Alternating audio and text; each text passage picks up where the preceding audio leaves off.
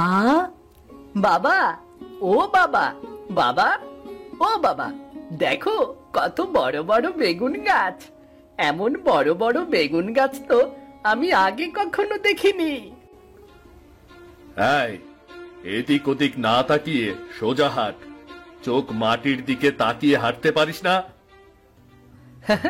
বাবা বাবা, দেখো গাছে কত বেগুন ঝুলছে। চলো না বাবা, আমরা বেগুনগুলো পেড়ে আনি। আরে, তোকে বলছি নিচের দিকে তাকিয়ে হাঁটতে, আর তুই এদিক ওদিক কি দেখতে হচ্ছে রে তোর? বলতো। আমি কি দেখছি? তোমাকে শুধু বলছি বেগুন কটা পেড়ে আনতে, তাহলে তোমার আর তরকারি কিনতে হবে না। আমার তরকারি কেনার চিন্তা তোকে করতে হবে না। আর যদি কোনোদিন আমার সাথে এদিকে আসিস, তবে তোর একদিন কি আমার একদিন বলে দিলাম। কেন? আমি আবার কি করলাম? সামান্য গাছ থেকে কটা বেগুন পারতে বলেছি, তাতেই এত রাগ করছো কেন তুমি? বেগুনগুলো দেখতে কি সুন্দর ছিল, না জানি খেতে কি মজা লাগতো। আরে, ওই গাছের বেগুন কেউ খায় না। অমন আজব বেগুন গাছ কখনো দেখেছিস নাকি? অমন বড় বড় কি বেগুন গাছে হয় নাকি রে? বাবা, ওই গাছের বেগুন কেউ খায় না? তাছাড়া আসলেই তো বেগুন গাছগুলো অমন বড় বড় কেন? আমিও কিছু জানি না রে, যেটুকু জানতাম তোকে বলেছি। এবার চুপ করে চল, একটা কথাও বলবি না। সবকিছু নিয়ে এত বাড়াবাড়ি করা ভালো না রিমু, বুঝলি? এত বাড়াবাড়ি করা ভালো না।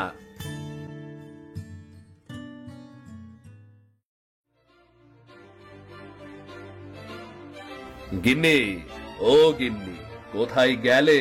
কোথায় গেলে সব? এদিকে এসো দেখিনি। কে গো, কি হলো? অমন চিল্লাচ্ছ কেন?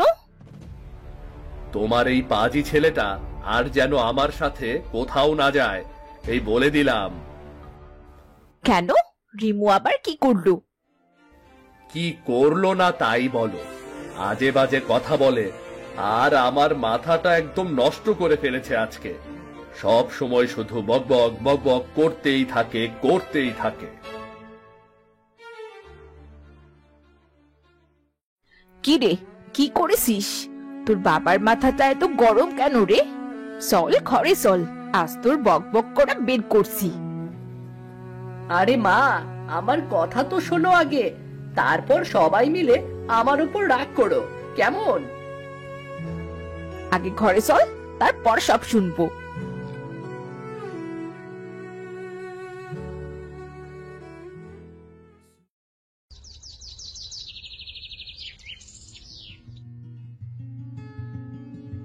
কি রে দাদু ভাই, আজ আবার কি বলে তোর বাপের মাথাটা খেয়েছিস রে? আরে দাদি, আর বলো না। আস্তে আস্তে রাস্তার পাশে মস্ত বড় বড় কটা বেগুন গাছ দেখলাম, তাতে অনেক বেগুন ঝুলে আছে। বাবাকে বললাম গাছ থেকে কটা বেগুন পারতে, তাতেই বাবা খেপে গেল। কোথায় সেই বেগুন গাছ? কেন? গ্রামের দক্ষিণ কোণে, ওই যে এক অদ্ভুত জায়গা। জায়গাটার নাম কেউ রাখিনি, কিন্তু সবাই বলতো ওই যে যে মাঠটা, যেখানে বেগুন গাছের নিচে হাট বসে।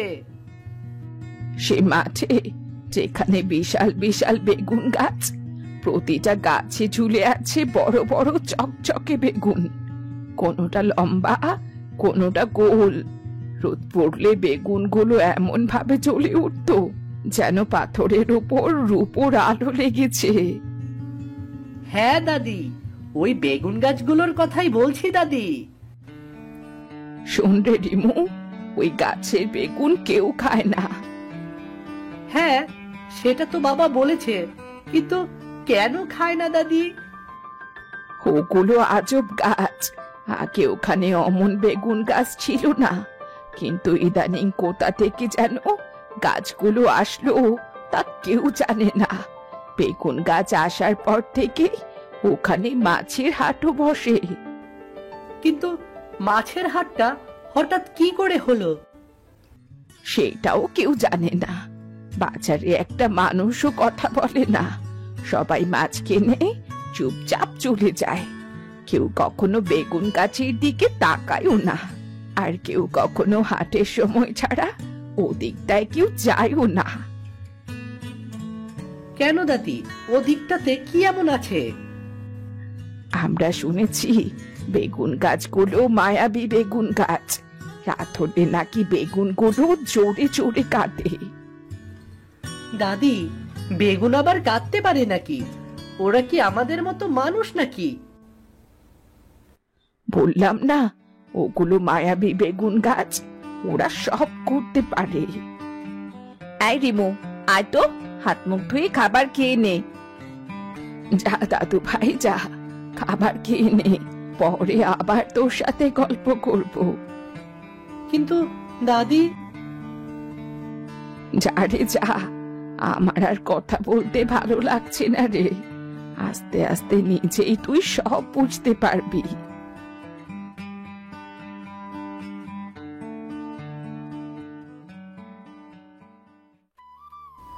রিমুর বয়স 9 বছর মাত্র, কিন্তু সে দুরন্ত, কৌতূহলী আর ভয় ডরহীন। তার মাথায় সব সময় সে বেগুন গাছের কথাই ঘুরতে থাকতো। সে প্রায়ই মাছের হাটের আশপাশে ঘোরাঘুরি করত। ওদিকে যাস নে, ওই গাছগুলো একদম ভালো না, আর মাছওয়ালারা তারাও কেমন জানি। আরে মা, আমি তো দূরে দাঁড়িয়ে থাকি, আমি কি ওদিকে যাই নাকি? দূর থেকেও দেখার দরকার নেই, তোকে ওদিকে যেতে নিষেধ করেছি। ওদিকে যাবি না, ব্যাস। আচ্ছা, যাব না। ওই গাছের কাহিনীগুলো তো আমাকে জানতেই হবে মা। এখনো দাঁড়িয়ে আছিস? আয় বাড়ি আয়।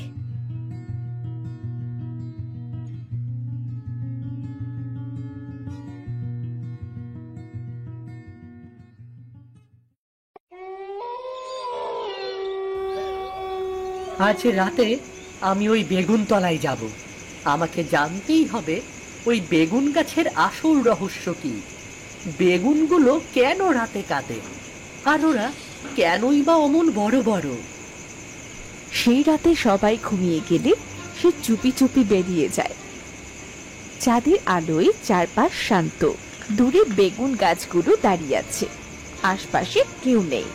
রিমু ধীরে ধীরে এগিয়ে যায়। হঠাৎ তার কানে ভেসে আসে টুপ টুপ শব্দ। সে দেখে গাছের বেগুনগুলো থেকে ফোঁটায় ফোঁটায় জল ছুটছে। আমাদের কেউ ভালোবাসে না, আমরা তো সাথে কম না, তাহলে কেউ আমাদের খায় না কেন? তোমরা কারা? কে কথা বলছে? আর তোমরা বেগুন হয়ে কাঁদছই বা কেন? আমি রূপ বেগুন, এককালে রানীর প্রিয় ফল ছিলাম। রানীর রাজ্যে রান্না হতো শুধু আমাদের দিয়ে।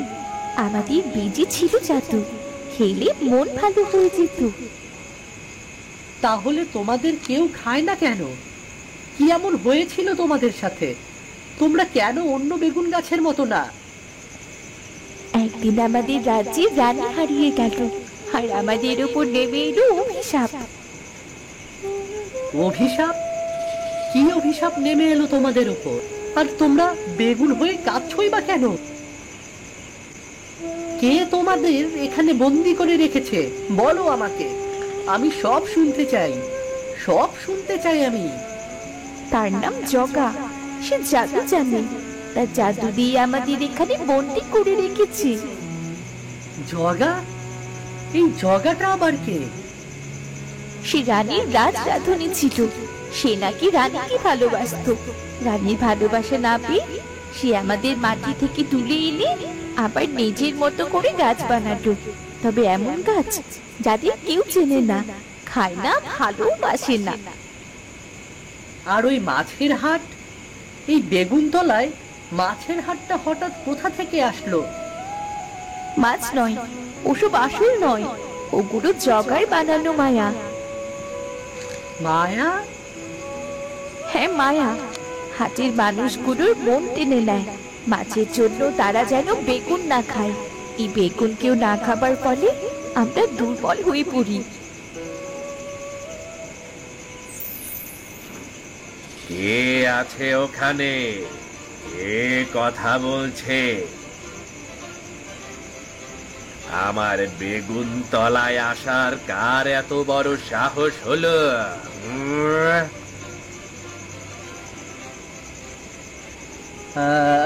আমি রিমু, আমি কথা বলছি। এই পুচকে ছোড়া, এত রাতে তুই আমার মাছের হাটে কি করিস? ভয়ে দিনের বেলাও কেউ এখানে আসতে চায় না, আর তুই পুচকে হয়ে রাতের বেলায় এখানে চলে এসেছিস। তোর কি জানে ভয় ডর কিছু নেই নাকি রে? তুমি কি তুমি কি জগা? হ্যাঁ, আমি জগা। এই হাট আমার, গাছগুলো আমার, কান্নাও আমার। কিন্তু তুই আমার নাম জানলি কি করে? ওই বেগুনদের কাছ থেকে শুনেছি তোমার নাম। তোর এত বড় সাহস, তুই বেগুনগুলোর সাথে কথা বলেছিস? হ্যাঁ বলেছি। তুমি বেগুনগুলোকে কেন বন্দি করে রেখেছো? আমার ইচ্ছে হয়েছে, তাই বন্দি করে রেখেছি। সে কৈফিয়ত কি আমি তোকে দেব নাকি? তুমি ওদের মুক্ত করো।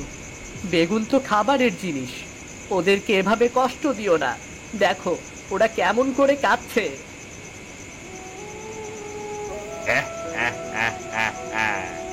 কাঁদু, ওরা আরো কাঁদু। ওদের কাঁদতে দেখলে আমার বড্ড শান্তি লাগে। না, আমি থাকতে ওদেরকে এত কষ্ট পেতে দেব না। কেন কেন, তুই কি করবি? আমি বেগুনগুলোকে মুক্তি দেব। মুক্তি? আর তুই? ওরা ভুল করেছে, তার শাস্তি পাচ্ছে।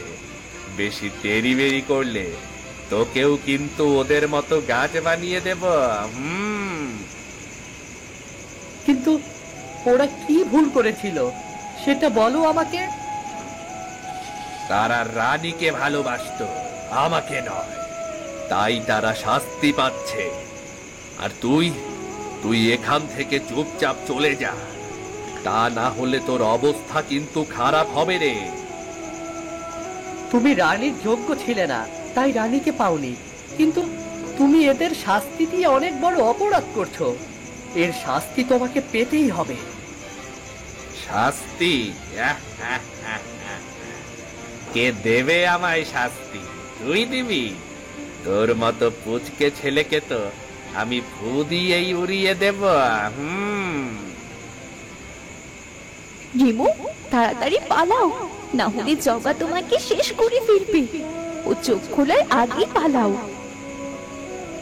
কিন্তু কোথায় পালাবো? এখানে তো কোথাও পালানোর জায়গা নেই। আর পালিয়ে গেলে তোমাদের এই অভিশাপ থেকে মুক্ত করব কিভাবে? বেঁচে থাকলে সব আবার ভাবা যাবে। তুমি যদি আমাদের মতো গাছ হয়ে যাও, তবে যে আমরা কখনো এই অভিশাপ থেকে মুক্তি পাবো না। হ্যাঁ, সেটাই ঠিক বলেছো। কিন্তু কোথায় পালাবো আমি? তুমি তাড়াতাড়ি উঠে এসো আমার ফুলের মধ্যে, লুকিয়ে পড়ো। এখানে থাকলে জগা তোমাকে দেখতে পাবে না।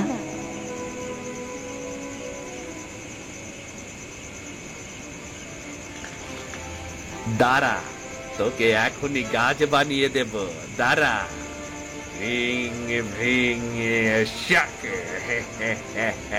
মানুষ পুচকে এবার বেগুন গাছ হয়ে যাচ্ছু।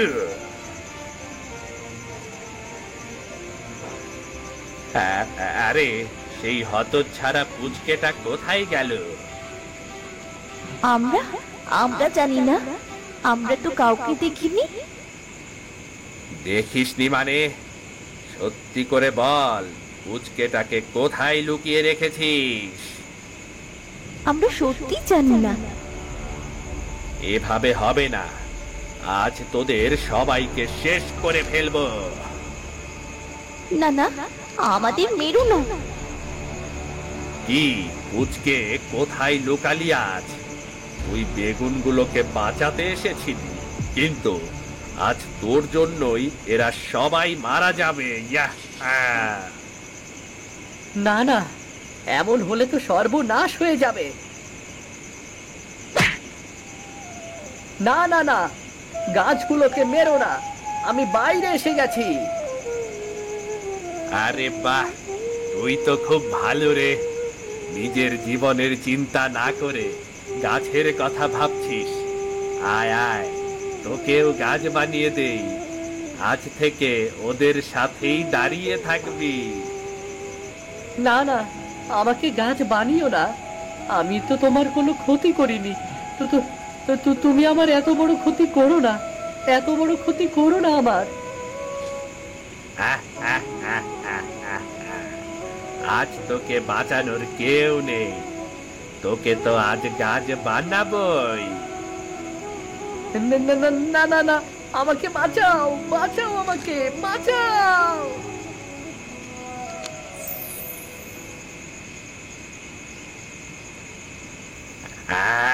এটা কিসের আলো?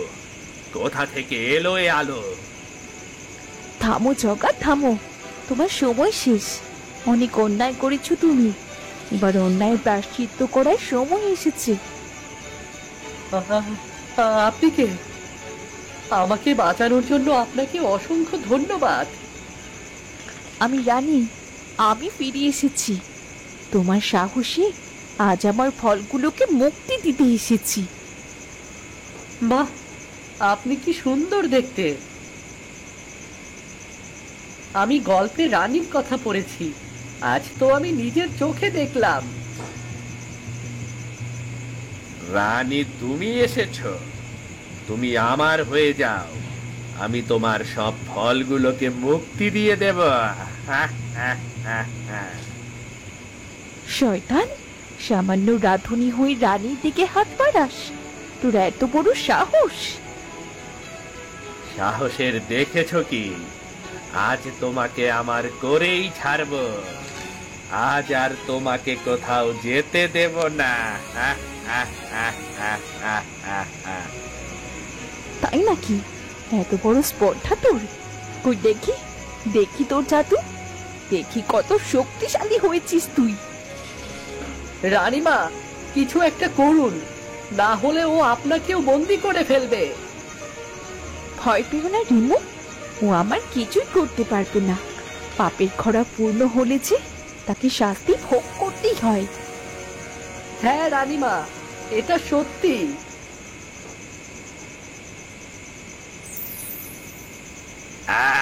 বাঁচাও, বাঁচাও, না বাঁচাও, বাঁচাও, বাঁচাও।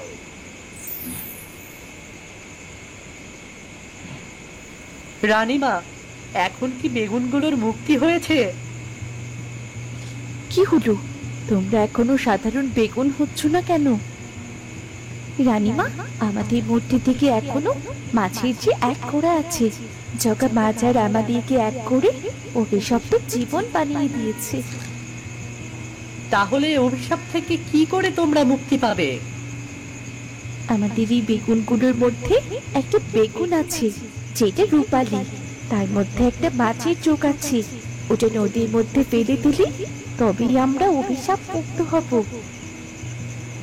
আচ্ছা, তোমরা চিন্তা করো না, আমি এখনই ওই বেগুনটা খুঁজে বের করছি। এরপর রিমো সব জায়গাতেই সে বেগুনটা খুঁজতে শুরু করলো, কিন্তু কোথাও খুঁজে পেল না।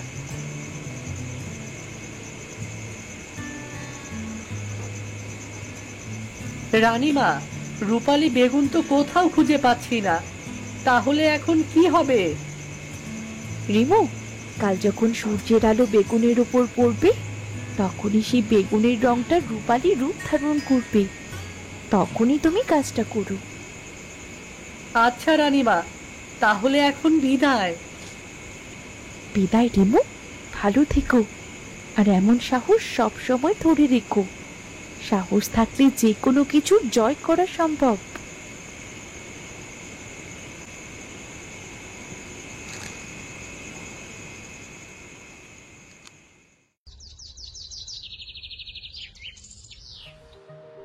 সকালের মিষ্টি রোদ গাছের উপর পড়তেই একটা বেগুনের উপর রূপালী আলোর রশ্মি চারিদিকে ছড়িয়ে পড়ে। ওই তো রূপালী বেগুন, এখনই বেগুনটা পেরে ওর মধ্যে থেকে চোখটা বের করতে হবে। রিমু সেই বেগুনটা পেরে বেগুনের মধ্যে থেকে মাছের চোখটা বের করে নদীতে ফেলে দেয়।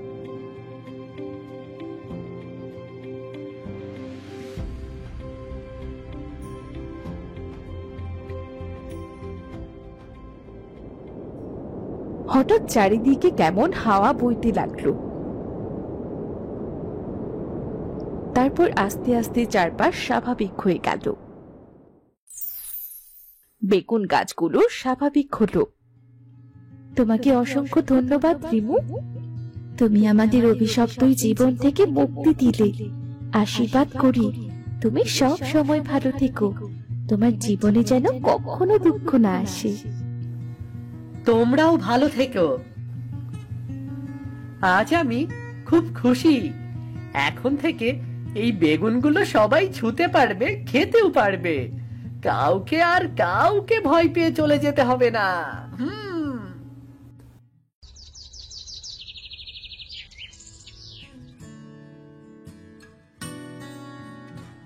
মা, ও মা, এদিকে এসো। গিন্নি, গিন্নি, তাড়াতাড়ি বাইরে এসো। কি রে খোকা, কি হয়েছে? অমন করে ডাকছিস কেন? মা, জানো দক্ষিণের মাঠের সেই বড় বড় বেগুন গাছগুলো এখন স্বাভাবিক বেগুন গাছের মতো হয়ে গেছে গো। হুমা, তাই নাকি গো? হ্যাঁ গো গিন্নি, হ্যাঁ, আমি এখনই দেখে এলাম। মনে হয় গাছগুলো অভিশাপ মুক্ত হয়েছে। এখন সবাই ওখানে যাওয়া যাবে, ওই গাছের বেগুনও খাওয়া যাবে। কেন দাদি, এখন আর ওই বেগুন কাটবে না? না রে দাদু ভাই, না। গাছগুলো যদি অভিশাপ মুক্ত হয় তবে যে আর গাছগুলো কাটবে না। ওগো, চলো না গো, আমরা সবাই বেগুনতলার হাটে যাই। হ্যাঁ গিন্নি, চলো।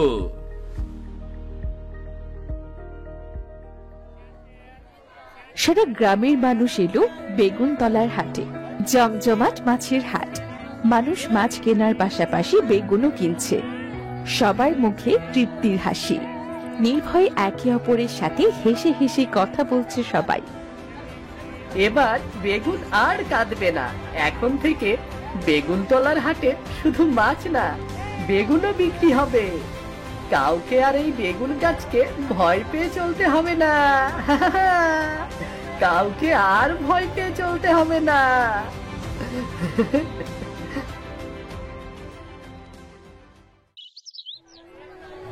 বাজার সেই কখন বসেছে, এখনো আসছে না কেন বলতো? আরে আসবে আসবে, ভালো জিনিসের জন্য অপেক্ষা করাতেও আনন্দ। আজ আমার শ্বশুর বাড়ি থেকে আমার শ্যালক এসেছে।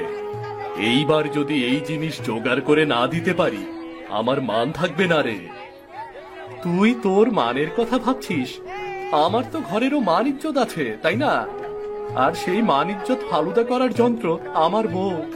বেরোনোর সময় বলে দিয়েছে, আজও যদি না পাই ঘরেই ঢুকতে দেবে না।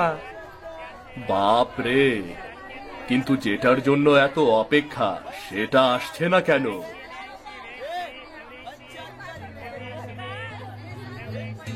এসেছে এসেছে, ওই তো চলে এসেছে। এতক্ষণের অপেক্ষা সার্থক হলো। চলো চলো। কই কই, মানিক, রতন, বের করো, জলদি বের করো। আমরা সবাই অধীর আগ্রহে অপেক্ষা করছি যে।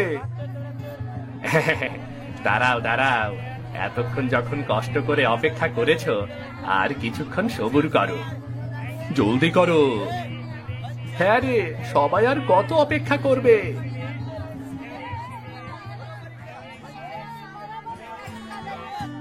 বাহ, চিংড়িগুলোর রং দেখেছিস? কেমন চোখ জুড়ানো লাল। আর লাউ শাক এত সতেজ আর সবুজ মনে হচ্ছে যে এখনো গাছে আছে। দাও দাও ভাই, শেষ হওয়ার আগেই জলদি করে নিয়ে যাই। হ্যাঁ, এই লাল চিংড়ি আর লাউ শাক এত যে টাটকা, কখন যে শেষ হয়ে যায় বলা যায় না। দাও দাও দাও ভাই, জলদি দাও। যাক, অবশেষে পেয়ে গেলাম সেই বিখ্যাত লাল চিংড়ি আর লাউ শাক। হ্যাঁ, এখন আমার ঘরে শান্তি ফিরে আসবে, আর কোনো চিন্তা নেই।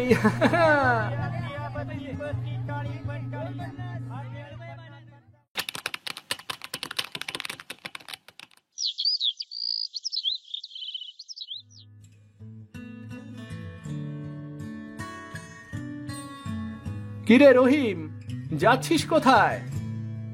আর কোথায়, আজও লাল চিংড়ি আর লাউ শাক নিয়ে যেতে হবে। বাজার তো আজ বসেনি। আলিম সাহেবের বাড়ি গিয়ে দেখি যদি অনুরোধ করে কিছু হয়। আলিম সাহেব অনেক ভালো লোক। তার মানে তুই আসল খবর শুনিসনি? আসল খবর? কি আসল খবর? আরে, গ্রামের সবাই বলা বলি করছে আলিম সাহেবের লাল চিংড়ির পুকুর আর লাউ শাকের ক্ষেত নাকি অলৌকিক উপায়ে পাওয়া। তাই নাকি রে? হ্যাঁ, দেখিস না, ওই চিংড়ির রং এমন লাল, আর তার যে স্বাদ! বাজারে সবাই হুমড়ি খেয়ে পড়েছে, নিজেই তো দেখেছিস। আর লাউ শাক, এই ক্ষেতে শুধু উন্নত মানের লাউ শাকই হয় রে, তাও কোনো পরিচর্যা ছাড়াই। হ্যাঁ, কিছুটা শুনেছি। কেউ কেউ বলে আলিম সাহেব নাকি কোনো সন্ন্যাসীর কাছ থেকেই সম্পদ পেয়েছেন। হ্যাঁ, আমিও তাই শুনেছি রে। এমন সন্ন্যাসী কোথায় পাওয়া যায় ভাই? হ্যাঁ রে, কোন সন্ন্যাসী যদি আমাকে এমন চিংড়ি আর লাউ শাক ফলানোর ব্যবস্থা করে দিত, কতই না ভালো হতো রে।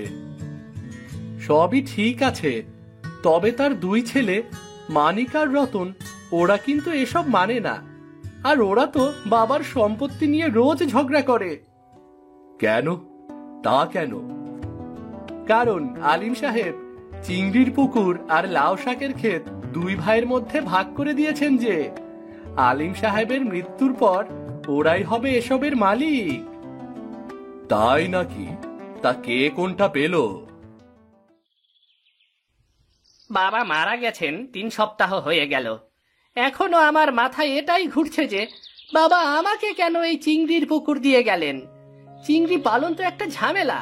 সন্ধ্যাবেলা ভোরবেলা খাবার দিতে হয়, পানি পরিষ্কার করতে হয়, ওষুধপত্র, ঘেরের খরচ, নানান ঝামেলা। আমাকে তো লাউ শাকের ক্ষেতটা দিলেই পারতো। শুধু প্রতিদিন একবার সার দিতাম, আর কিছুই করতে হতো না। আর আমি তো চেয়েছিলাম চিংড়ির পুকুর। চিংড়ি চাষ তো সহজ, শুধু খাবার দাও। আর কি কোনো কাজ আছে নাকি রে?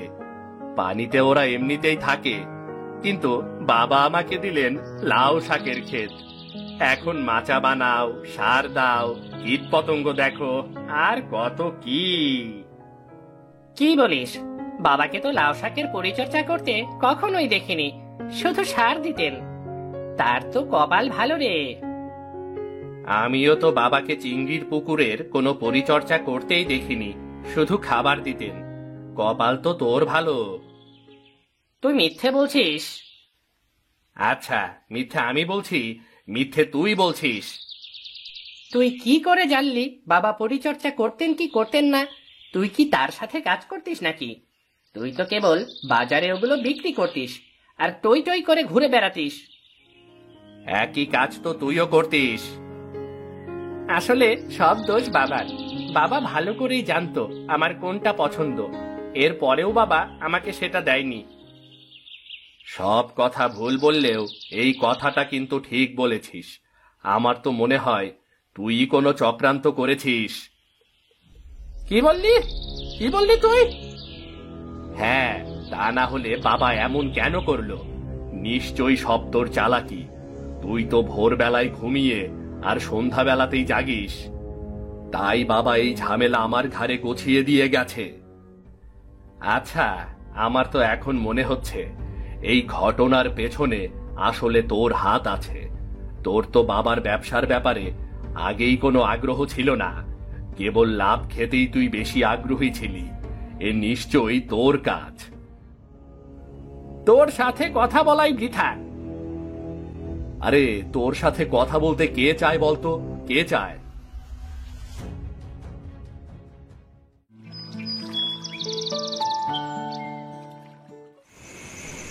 কি সুন্দর ঝামেলাহীন ভাবে আজ লাউ শাকের চাষ করতে পারতাম। আজ কিনা কপালে জুটলো লাল চিংড়ি। এটা কি কম ঝামেলার কাজ নাকি? সারাদিন এই চিংড়ির পেছনে দৌড়াতে হয়। নিয়ম করে খাবার দাও, পুকুর সাফ করো। বাবা, কেন আমাকে এই কষ্ট দিয়ে গেলে বলো তো? লাউ শাকের ক্ষেত পরিচর্যা কত সহজ ছিল, আমারও কত ভালো লাগতো। তুমি আমার সাথে অন্যায় করেছো বাবা, অন্যায় করেছো।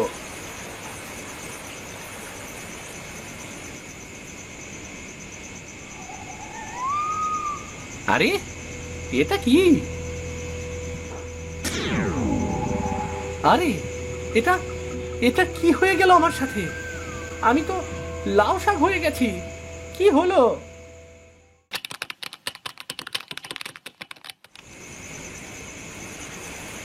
আজকের বায়োস্কোপটা সেরা ছিল, সেরা।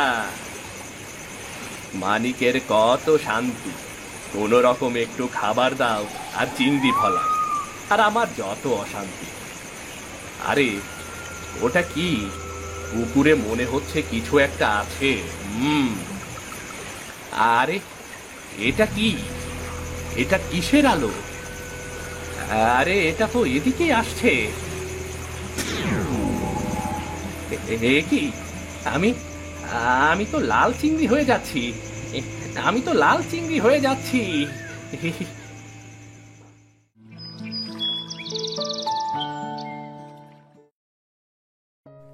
টুনু, ও টুনু, কোথায় গেলি রে বাবা? না, ছেলেটা এত দোষী। কাল রাতে তো টুনুর বাবা বাড়ি ফিরলেন না। কোথায় সে গেল কে বলবে? টুনুটাকে পেলে খোঁজ করতে পাঠাতাম। অবশ্য এর আগেও ব্যবসার কাজে উনি হঠাৎ কোথাও চলে যেতেন, কিন্তু তারপরও। কিরে, সারাদিন কোথায় থাকিস? এইদিকে আয়। তোর বাবা যে কাল রাতে বাড়ি ফেরেনি, সে খেয়াল কি আছে? আরে মা, বাবাকে নিয়ে চিন্তা করো না। বাবা তো প্রায়ই ব্যবসার কাজে ব্যস্ত থাকে, কোথায় না কোথায় চলে যায়। তুমি আমার সাথে এসো, তোমাকে একটা মজার জিনিস দেখাবো।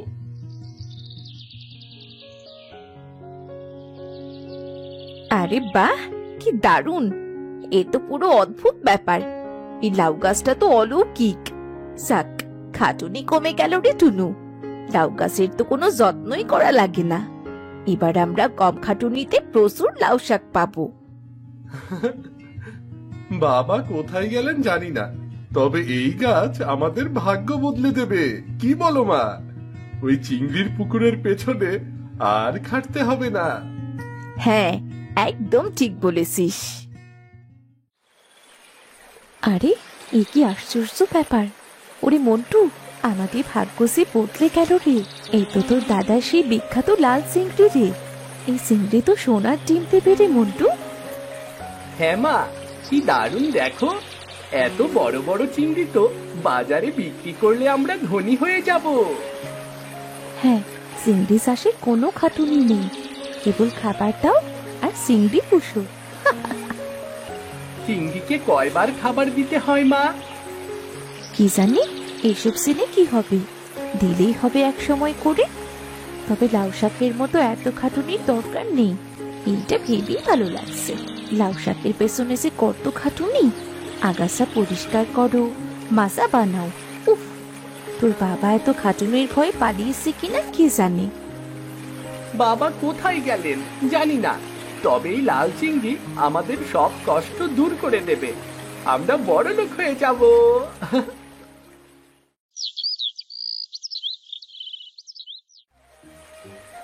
ও আর পারছি না, এরা এত কষ্ট দিচ্ছে আমায়। আমি তো ভেবেছিলাম লাল চিংড়ি চাষে কোনো কষ্ট নেই, কিন্তু এখন তো দেখছি লাল চিংড়ির অনেক পরিচর্যা দরকার। ওই তো আমার ছেলে মন্টু, ও নিশ্চয়ই আমাকে খাবার দেবে। মন্টু, ও মন্টু, আমাকে খেতে দে বাবা। আর পানিটাও কেমন নোংরা, আমি তো এভাবে থাকতে পারছি না বাবা। তোর মাকে বলে পানি পরিষ্কারের ব্যবস্থা কর বাবা।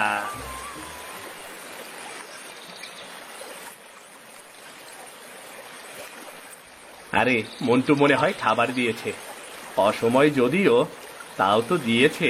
যাই যাই, গিয়ে খেয়ে নেই, যাই। এটা তো একটা পুরনো বল, আর আমি বোকার মতো এটাকে খাবার ভেবেছিলাম। আর ছেলেটা বল ফেলে পুকুর নোংরা করলো কেন?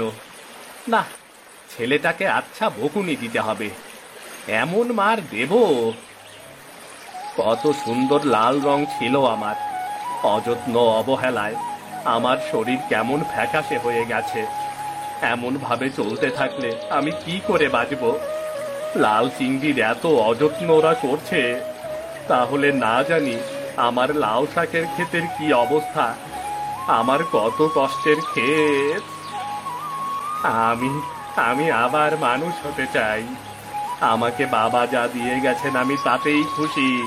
সম্পদের মূল্য আমি অবশেষে বুঝতে পেরেছি। আমাকে কেউ বাঁচাও, বাঁচাও কেউ আমাকে।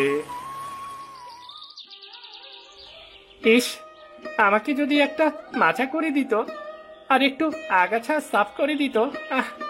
আগাছার জন্য কেমন গা চুলকাচ্ছে। আজকে তো আমাকে একটু খেতেও দেয়নি, পানিও দেয়নি। না খেয়ে খেয়ে আমার ডালগুলো কেমন নেতিয়ে গেছে, উজ্জ্বল সবুজ রং নষ্ট হয়ে গেছে আমার। আরে আমি আর দাঁড়াতে পারছি না কেন? আহ আহ আমি ভুল ভেবেছিলাম। লাউ শাক ফলাতে অনেক যত্ন ও পরিচর্যা প্রয়োজন। এটা মোটেও আরামের কাজ নয়। আমার পরিবার এই লাউ গাছের এত অযত্ন করেছে, তাহলে আমার কষ্টের লাল চিংড়ির পুকুরের যে কি অবস্থা কে জানে। হে সৃষ্টিকর্তা, আমাকে আবার আগের রূপে ফিরিয়ে দাও। আমি সম্পদের মূল্য বুঝতে পেরেছি। এই পৃথিবীতে সবচাইতে অমূল্য সম্পদ পরিশ্রম। আমাকে আরেকটা সুযোগ দাও সৃষ্টিকর্তা। আমি আর কোনো কিছু নিয়ে অভিযোগ করব না। আমাকে আবার মানুষ বানিয়ে দাও, মানুষ বানিয়ে দাও আবার।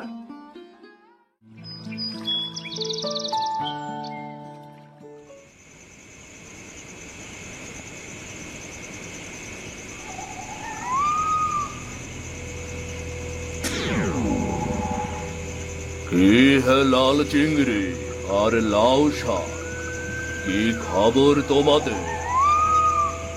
বাবা, আমাদের বাঁচান বাবা, বাঁচান। বাবা, আমরা আর কোনোদিন কোনো কিছু নিয়ে অভিযোগ করব না। সম্পদের যথাযথ পরিচর্যা করব বাবা। তোমাদের শিক্ষা তাহলে শেষ হয়েছে। তোমাদের বাবাও একদিন এভাবেই শিক্ষা পেয়েছিল। বাবা শিক্ষা পেয়েছিল মানে? তোমরা তাহলে ঘটনা জানো না? শোনো তাহলে।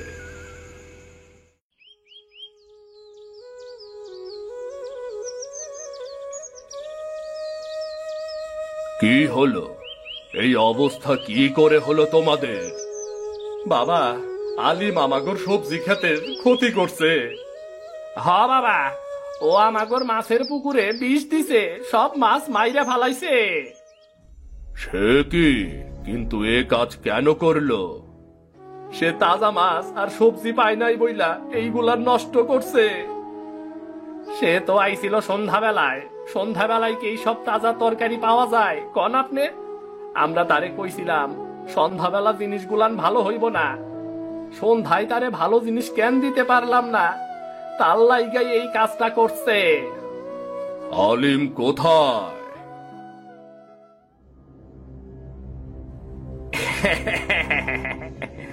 কি কেমন লাগে এখন? খুব তো আমাকে পচা মাছ আর পচা সবজি গুছিয়ে দিতে চেয়েছিলি, এখন কেমন লাগে? আলিম, তুমি কিন্তু এটা ঠিক করনি। অবশ্যই ঠিক করেছি। আমাকে যা তা জিনিস গছিয়ে দেবে আর আমি মেনে নেব সব। তুমি সময় মতো আসোনি সেটা তো তাদের দোষ নয়। আমি ঘুম থেকে সকালে উঠতে পারি না, তাই সন্ধ্যাবেলা এসেছিলাম। আর তারা তাজা দিতে পারেনি, সেটা তাদের দোষ। সন্ধ্যাবেলা তাজা জিনিস খুব কমই পাওয়া যায়, এটা সবাই জানে। তুমি কি জানো এই চাষবাসের কাজ করতে কত কষ্ট হয়? সামান্য কাজ, এতে কি আর এমন কষ্ট? যত সব। আমি চললাম।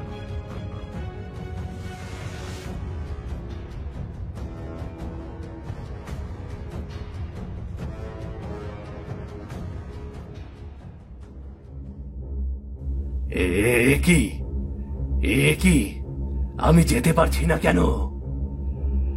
এই গরিব কৃষকদের সবকিছু তোমাকে ঠিক করে দিতে হবে।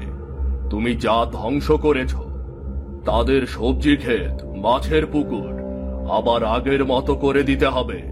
তা না করা পর্যন্ত তুমি এখান থেকে কখনোই যেতে পারবে না।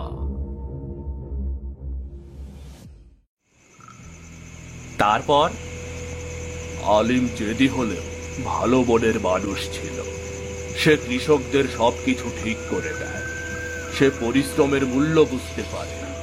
তার কাজে খুশি হয়ে আমি তাকে একটা লাউ শাকের ডাঁটা আর একটা লাল চিংড়ি উপহার দেই। আলিম সেগুলো যত্ন করে চাষ করেছে। এই লাল চিংড়ির পুকুর আর লাউ শাকের ক্ষেত কিন্তু আলিমের পরিশ্রমের ফসল।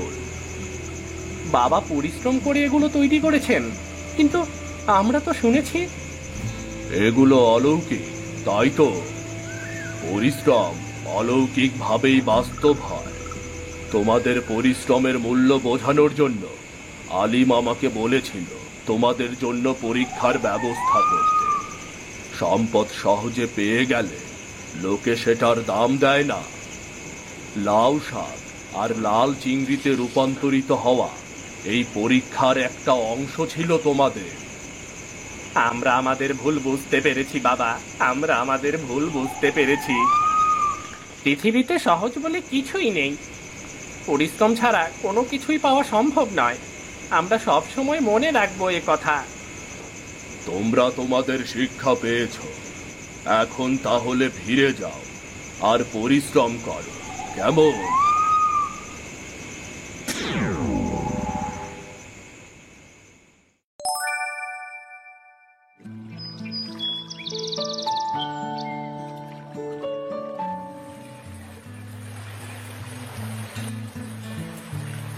এখন বুঝতে পেরেছি পরিশ্রম ছাড়া কিছুই হয় না।